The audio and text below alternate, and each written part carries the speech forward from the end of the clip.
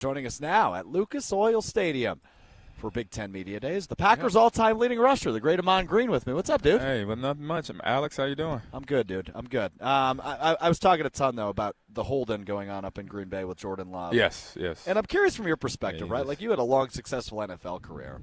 As a teammate of a guy like Jordan Love who's trying to get his money, yeah, I imagine you're like, yeah, go get your money, dude. We've got your back, right? Yep. Like, you're not viewing it as a negative. But I'm worried about the long-term repercussions if this drags on. I say, like, I've been in that situation. Other players have been, and my thing is, like you just said, as long as they get their money. I say, for one, if I'm shoes, I'm in their shoes right now in terms of his teammates in that locker room right now. One, he earned it. Mm-hmm. He had one heck of a year that I looking at from distance. I kind of knew it was going to go that way because the way he had sit on the shelf for 3-4 years, almost 4 years, right? It was 3 or 4 years.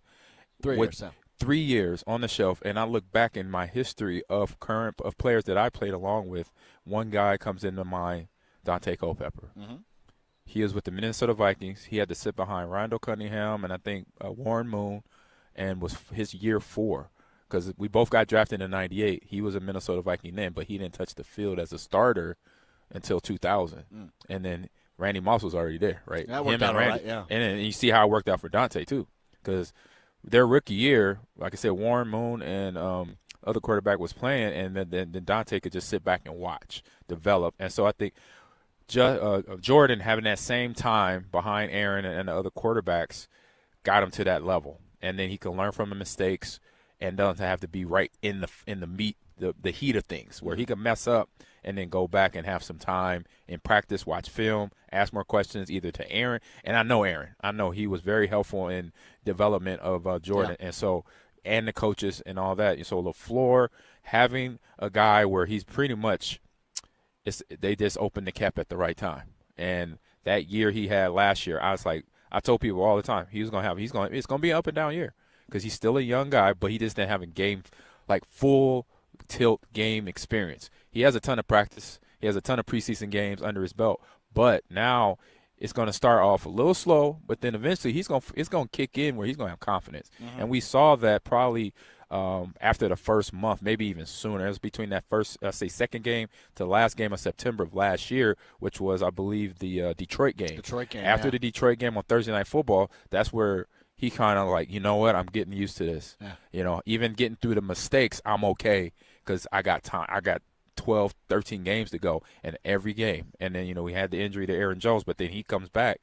Now you got a confident Jordan Love, and then Aaron Jones, who was always, once healthy, along with AJ, a run game that can complement the pass game. And then what I love, along with Jordan, is all these feisty young receivers that are hungry. Mm-hmm. All those guys doing what they did, the step up to the plate and then make things, I say, interesting for the opposing team, because the opposing team coming in looking at Green Bay's roster, they're like, oh man, we got these young kids, we're gonna chew these guys up and spit them out, and then we're gonna get our dub and go back to Detroit or go back to Minnesota or whatever. And they found out, we gotta play these kids, right? These guys are hungry. They don't have that much experience, but it don't matter. Yeah. And so then that's what you want as a teammate, and definitely as a coach, because me as a coach, I'm looking at this, I'm like, I got a whole bunch of competitors. Mm-hmm. These guys don't fear nothing. I love it. So you know what? Let me just let them loose. Here's the plays. I'm gonna coach you. This is my job. I'm gonna coach you up. Make sure you understand what the play concept is, what the strategy is, what we're doing to a defense, and vice versa. And even the guys on defense as well. What we're gonna do to an offense. I'm gonna just teach you the techniques. Make sure, and then after that, go execute. And because they had the confidence behind them, and so with Jordan, and all to say, going back, like fully confidence, he deserves whatever he's waiting for to ask for. And I say hopefully Green Bay could give it to him sooner than later, because then he doesn't miss no time in preseason. And I'm not really worried about the games. It's just practice time. Yeah, right. Practice time is the important opportunity thing. To build chemistry, right? Exactly. Yeah. That's it's not the on-field stuff come preseason game, because that's more of a slotted system. You got so many plays for the ones are going to do maybe half a series, maybe that in the first game. Yeah. And then the rest of the kids are going to play out there. So I'm looking at not missing a whole ton of practice time. So I believe they got what they need. I mean, I could probably go on the cap. I don't know where the cap is, but I'm saying if they got some room, make some more room. because he deserves it. Oh yeah, He earned it, and for what he did last year, is plenty enough for me to say, yeah, to pay based on potential, right? 100%. To get that $55 million a year or whatever the outrageous number is these days as the cap continues to go up. But 100%. He deserves it, right? He deserves it. He earned it. So I will give you credit, Ahman. When we caught up last year, yeah, you nailed it 100%. You said, yeah, this guy's gonna be good. Yeah, you were the first one I had really talked to that was just like fully confident. And it wasn't always pretty, but that kind of comes with the territory, right? Quarterback is never that first year. Yeah, it cannot be pristine because there's so many moving parts that a quarterback has to learn. What I learned by watching NFL and college quarterbacks develop, I'm like, I see why. Respectfully, as a running back, I was like, I see why they get paid a lot of money. I mean, they not only got to know what I have to do, they got to know what the O-line audibles and changes are. Yep. So then, if they audible a play, what changes between the guard and the tackle and the center, and maybe the tight end. And then also knowing that on receivers, if we're in trips, we're in double, and it's cover one-man press. If that play we're expecting zone, but it's man press, now what we do? What's the route change? Knowing which DB is the hungry run. It's the ball hawk or it's the hard tackle. They didn't want to go away from knowing he has to do all of those things in a matter of seconds. And I'm saying to him, look, for one, as a scientific thing I learned not too long ago, we as men, we don't multitask very good. So if a quarterback can do that, I respect. And it was from day one when I was in Seattle and Warren Moon was doing his thing with me. Then I was just like, the quarterback has to know all that stuff. He knows all that, and he knows. Oh my! I was like, okay, yeah, I get it now. So yeah, it's just much respect to the job because it's a well detailed job, and for the quarterbacks that own it around the league that are the starters, the 32 starters, I'll say the 31 starters, and I throw 32 with Jordan being it, they earned it. They know how to. They have the broader shoulders and then the mental understanding. Like, look, I got to know this stuff, but I want to do it. Yeah, and I could get the job done for my team. Packers all-time leading rusher Ahman Green with me here at Big Ten Media Days in Indianapolis. So, Ahman, you're back down in Texas. Obviously, you spent some time in your career with the Houston Texans. Yep. I know you're doing some work with them again, but I think it's funny how they had a rookie quarterback a year ago who lit the world on fire. I think C.J. Stroud and Jordan Love, their careers, I think, are going to be tied together quite a bit because they're both 100%. On that upward trajectory. And I don't know if you know this off your top of your head, but Houston does visit Lambeau Field this year. Yes, I knew that. You making a trip? I've been. We're looking at it right now because my wife is a Bears fan. And really? Hold on, time out. You married a Bears fan? Yes, I'm married. It works. It works. No, it doesn't. Yes, it does. It's a figment of people's imagination. You were with the Packers when you met, right? Yes. And you went into that relationship knowing, hey, you're a Bears fan? Yeah, but the rule was you have to wear green and gold, and she wore my number twice a year. Okay. Yeah, in that game. When that game popped up, she couldn't wear Bear colors when I was playing. Now when I'm playing, she is whatever she want to wear then. Now. Wow, I didn't know that. That's fascinating. It works. You got to be the only one on that team that was dating or married to a Bears fan. I would say probably. Yeah. Pretty sure. But she supported you. Yes. Okay, that's 100% supported me, and I say guys who are on my team, the guys she knew, she definitely supported.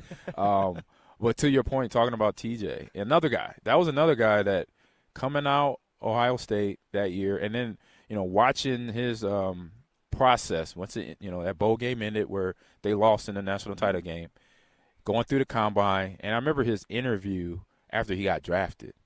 It was an emotional interview. Obviously, getting drafted first pick, wasn't first overall, but first pick for the Texans, top 15 pick. And I think it was a question, or not a question, but he alluded to kind of how people, I guess, he heard some doubters out there about him and his game style as a quarterback. And I could hear it in his voice, and like I said, the emotion. He had tears coming. I'm like, he's about to have a good year because he has a chip on his shoulder. It wasn't the chip like, I'm saying, I'm mad because of the doubters. He said it in a way that it was cool, calm, and collective, where people didn't realize what they're about to, like other players, other teams that are in their conference or in their division, the AFC South, they're about to deal with a young man that wants to prove a point because something ticked him off coming out of Ohio State or going to the combine, coming out of the combine, that scouts that he overheard, and he said, that's not me. I want to paint another picture. I want to create my own narrative. And I was like, I'm not surprised at CJ. That was awesome. And so right now, him, Jordan Love too, in that space of when you don't have that, when you get ticked off, because I was that kid too. Were you? I was a third rounder. They had a big chip on my shoulder. And I know what it sounds like when somebody is not feel like they got to do respect you. Not saying you got to just, no. Just say that's a good player. But when they don't get that, watch out. Watch out. And you think that's what led to such a successful career for you? It did, because when you have just added extra work ethic, right? Exactly. Like, you're already motivated. Yeah. CJ, Jordan, I mean, go back years ago, a couple years after me, a guy by the name of Tom Brady. Yeah. He was a Heard of guy him once or twice. That knew that he could play in the NFL, but was so much doubted. And then obviously for him, just like myself, he got drafted late. I got drafted late. I come out of my pro day, I run a 4.17 and a 4.18 in my 40. So that should most likely put me in the top 31 of picks, right? You would think. Pretty speedy back out of Nebraska, two-time national champ, Doug Walker finalist. Exactly. But I go third round. So I'm like, I say the last person that went 4-1 was a guy by the name of Bo Jackson. He played another sport. And you tell me I'm not – oh, okay. I had a list of teams mentally that I just checked off. Every time I got a chance to play against them, I played hard against them. And it's like, you didn't pick me, now you're going to find out why you should have picked me. So for Jordan, for CJ, for any player that has that chip on that shoulder going into the draft and then coming out, I know I see him real quick. I'm like, they're going to have a good season. So-and-so's going to have a good – everybody like, why do you think that? I said, don't worry about it. Just watch. Just the chip, man. The chip changes you. Ahman Green with me here at Big Ten Media Days on Mr. Relevant. Yep. Ahman, we were talking off the air a little bit. You're a big video gamer. That's always been your thing. And obviously, Director of Esports. Where we're at now. So I'm at University of Nebraska now. Okay, you are still there. I was at Lakeland University. Yep. Shout out to the Muskies of Lakeland and Plymouth, Wisconsin. Yep. That was my team. Just outside of Sheboygan, right? Yep. And now you're back down south, and you're still working with Nebraska. Yeah, I live in Houston during the summer breaks and Christmas breaks, stuff like that. Gotcha. I gotcha. Now, obviously, a big video game dropped recently. Yes. EA Sports College Football 2025, and you and I were comparing notes because I've been testing players as well. Yeah. What's your overall? Everybody knows. Everybody knows their rating. Everybody. So I talked to Ty Robinson, Ben Scott, and Isaac Gilbert for Nebraska.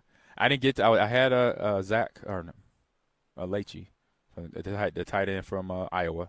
I didn't get a chance to ask him, but all the Nebraska players all knew their ratings. And even Ben Scott, he said, yes, I'm rated a 78. He did that. He's like, so that tells me he wants to be higher. And I say, hey, you talk to us. I talk to your Esports information people. They'll let EA know. I said, just play better, because that's how they play better. Because they have the person on the sidelines. I know for the NFL, for Madden, it's Chad Johnson. Now it is, yeah. It's the player. He's the player rating advisor or something like that. So I'm pretty sure if it's not him, it's somebody else for college football that then watches the games and then say week by week, oh, yeah, this guy's ranked higher, and so you bump him up. When you were in the league, were you like keeping an eye on your Madden stats? 100%. Really? I had a conversation with Robert Ferguson, that we got out of Texas A&M. So he played Madden a lot, and he comes to me right after a practice. Hey, G, man, I was playing with you the other day on Madden. He said, what's up with the fourth quarter, man? I'm like, what you mean? Man, they got you fumbling the ball every other down, every fourth quarter. I'm like, oh, no.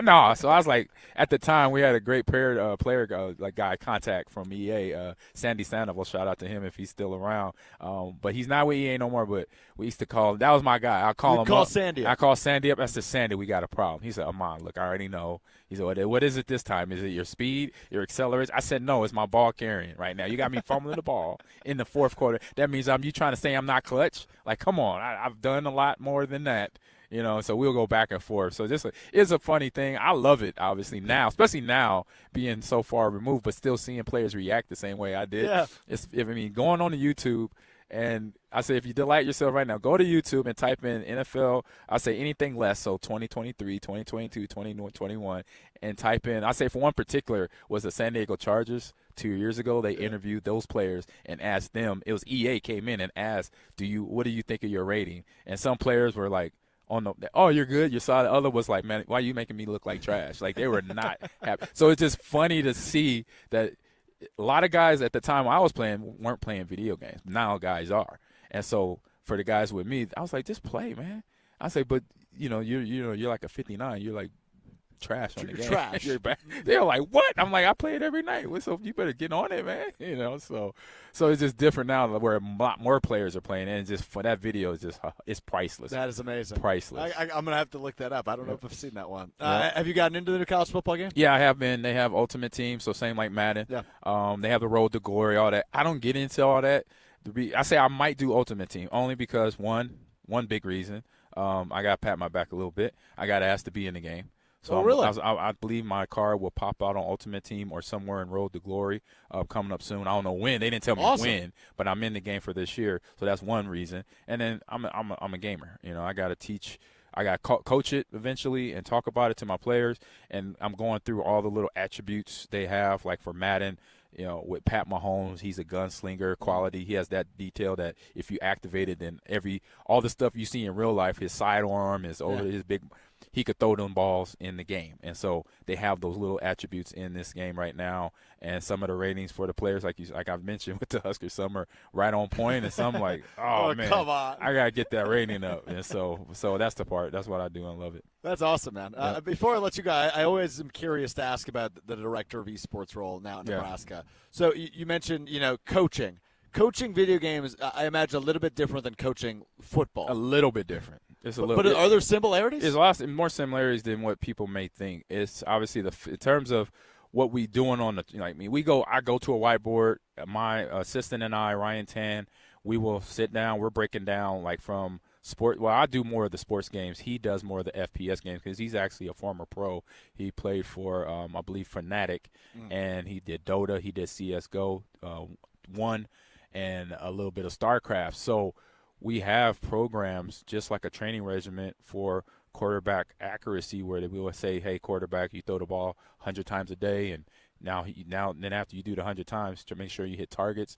We have that with our shooter games like Valorant, Overwatch 2, Call of Duty, Halo, and Halo Infinite, and a few others. So they go through a FPS regimen of targeting, tracking with their eyes, reflexes with their hands, warm-up drills, and everything. So it's really not much. And I've been doing this for, obviously for what I'm doing, I've been doing it for 5 years. I already knew this.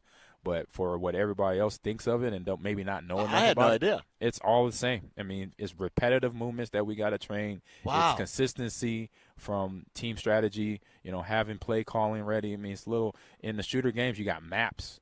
You got to understand. You got to know the name, the area of the maps. Yeah. Top, mid, whatever the name is. You got to make sure everybody knows that on the team. And so when you're talking, everybody knows where to focus on, where to attack, or where you need help or something like that. So we got to make sure the players, one, get to know each other. Yeah. We got to build that same camaraderie amongst everybody. And the really cool thing, and sometimes the struggle thing, is we're co-ed teams. So we got guys and girls playing together, and we already know what that stigma sometimes is like, where some of the young men don't. They kind of like, why are we on? This is the way it is. This is Title IX. This is college. So this is where your world starts to change, and now you're learning how to be an adult, because you got to learn how to be around everybody and work with everybody. Right. Not just be comfortable with all your buddies, all guys. You got to be able to, be very social. And so that's what a part of the gaming I like, because not only are they becoming better gamers, we're going to make them better people at the end of the day. That's awesome, dude. Yep. So having fun. You're busy as heck. Very busy, yes. That is not an understatement. I'm super busy. I'm like, I cut this trip short so I can get home a day early so I can rest for a day, because I'm going out to the West Coast, out to San Diego, because the little kid in me, I'm a comic book fan. And I'm going out to San Diego Comic-Con. Oh, are you? Yeah. When's that, next week? That's Friday. Oh, no kidding. They say started today. So you were leaving Indy. You're going back to Houston. You're sleeping, and then you're flying to San Diego? On Friday morning or Friday afternoon. I'll fly in just one. Thank God it's just one stop. So straight there from Houston. So it's a 2-hour flight. I'll be there till Sunday. Then I'm done for a while. Goodness. Yes. So that is got to have a fun, because school, man, we got I basically got a month left. A month. So I got to get in. And then it's coaching season. Exactly. Teaching and coaching. So I'm teaching a class, Intro to Esports, which is similar to So you're a college professor now, too? College professor. A radio host. Radio host, podcaster, gamer, husband, grandfather, father, what else? Keep it going. The list goes on and what I do. But what I enjoy doing, too. Those are all the things. I'm doing all the things I wanted to be. I wanted to be a dad. I mean, now I'm a former player, but at the time I loved playing the football, the sport. One of the sports that I loved, the other sport was baseball.